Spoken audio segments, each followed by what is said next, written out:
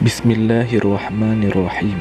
Assalamualaikum warahmatullahi wabarakatuh. Syukur alhamdulillah kita bisa berjumpa lagi di channel ini. Salawat dan salam selalu dan tetap tercurahkan kepada junjungan kita Nabi besar Muhammad sallallahu alaihi wasallam. Allahumma salli ala sayyidina Muhammad wa ala ali sayyidina Muhammad. Harapan dan doa saya semoga saudaraku semuanya selalu diberikan kesehatan, dilapangkan rezekinya, diampuni dosa-dosanya, dan dipanjangkan umurnya. Amin ya rabbal alamin. Saudara muslim yang dirahmati Allah subhanahu wa ta'ala, Iblis adalah makhluk Allah yang diciptakan dari api. Iblis selalu berusaha untuk menyesatkan manusia. Hal ini terbukti mulai dari zaman Nabi Adam dan Hawa selagi masih di surga, hingga sampai kepada anak cucu Adam hingga hari kiamat. Iblis akan selalu menggoda dan menyesatkan orang yang beriman supaya menjadikan ibadah itu hanya untuk kepentingan dunia saja. Iblis tidak akan pernah puas sebelum mereka berhasil menyesatkan manusia. Iblis akan menggoda manusia, tidak akan memandang waktu dan tempat di mana manusia itu berada. Dimanapun kita berada, dia selalu berusaha untuk menjerumuskan kita. Dia selalu konsisten dengan tujuannya, yaitu menyesatkan manusia sebanyak-banyaknya. Selama hidup manusia di dunia ini, Iblis selalu datang dengan berbagai jurus untuk menggodanya. Bahkan di saat sakaratul maut pun dia datang dengan terakhir kalinya menggoda manusia.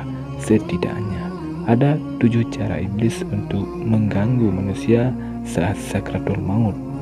Berikut ini 7 gangguan Iblis saat manusia sakaratul maut.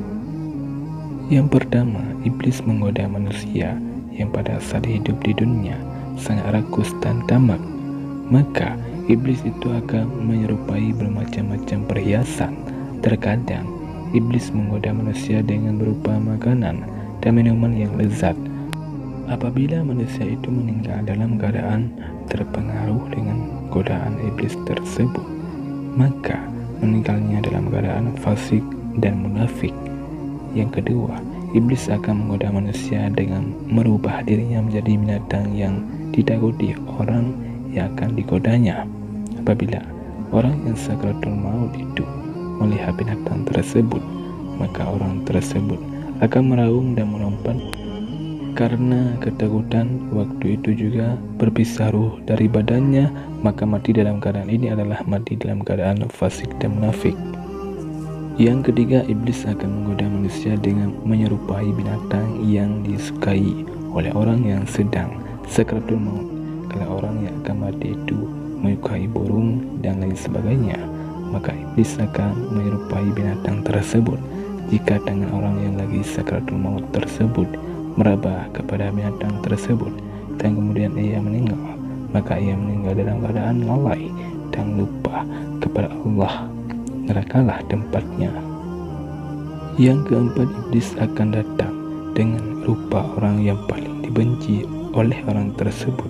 Maka orang yang akan sakaratul maut itu akan timbul rasa kebenciannya kepada orang yang dilihatnya itu dan berusaha membunuhnya. Maka ia akan lalai dan lupa kepada Allah, dan nerakalah tempatnya. Yang kelima, iblis akan datang dengan menyerupai orang terdekatnya, sebagai contohnya orang tuanya, istri, dan anak-anaknya yang membawakan makanan dan minuman. Orang yang sedang sakaratul maut itu kebetulan dalam keadaan haus dan lapar, lalu ia pun mengambil makanan dan minuman yang dibawa orang tuanya itu, yang tak lain adalah jelmaan iblis. Jika pada saat itu ia meninggal, maka meninggallah ia dalam keadaan kafir dan kekallah ia di dalam neraka.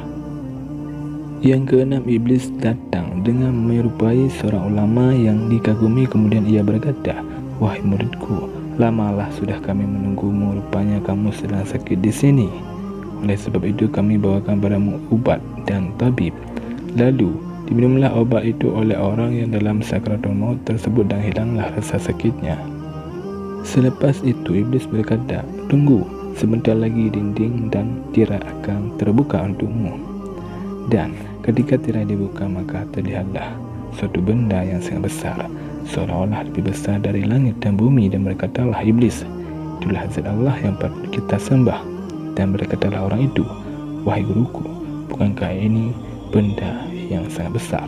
Tapi benda ini memiliki 6 sudut, yaitu kiri dan kanannya, serta depan dan belakang. Sekarang apakah benda ini yang patut aku sembah?" Dalam keraguan dan kekaguman itu, maka datanglah malaikat maut mencabut nyawanya.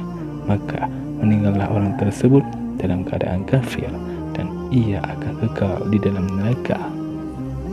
Yang ketujuh, dan yang terakhir, iblis datang dengan terdiri dari 72 barisan. Hal ini sesuai dengan hadis Rasulullah bahwa umat beliau akan terbagi menjadi 73 golongan, dan hanya satu golongan saja yang diterima Allah, dan 72-nya tidak diterima Allah. Maka iblis dengan 72 barisannya ini akan mengganggu dengan berbagai cara. Oleh karena itu, hendaklah kita mengajarkan orang yang akan meninggal dengan kalimat La ilaha illallah, demi menyelamatkan orang yang kita sayang menghadapi sakratul maut agar terhindar dari gangguan iblis. Hal ini sesuai dengan hadis, ajarkan olehmu orang yang masih hidup kepada orang yang hampir meninggal La ilaha illallah. Saudara muslim yang dirahmati Allah Subhanahu wa taala, demikianlah kelompok iblis yang akan mengganggu manusia ketika sakratul maut. Dan ingatlah, iblis hanya bisa mengganggu orang yang lemah imannya. Maka bertakwalah kepada Allah Subhanahu wa taala dengan sebenar-benar takwa. Allah Subhanahu wa taala berfirman, "Hai orang-orang yang beriman, masuklah kamu ke dalam Islam secara keseluruhannya, dan janganlah kamu mengikuti langkah setan. Sesungguhnya syaitan itu musuh yang nyata bagimu." Quran Surah Al-Baqarah ayat 208. Semoga video ini bermanfaat bagi kita semua. Amin ya rabbal alamin. Wallahu a'lam bishawab. Assalamualaikum warahmatullahi wabarakatuh.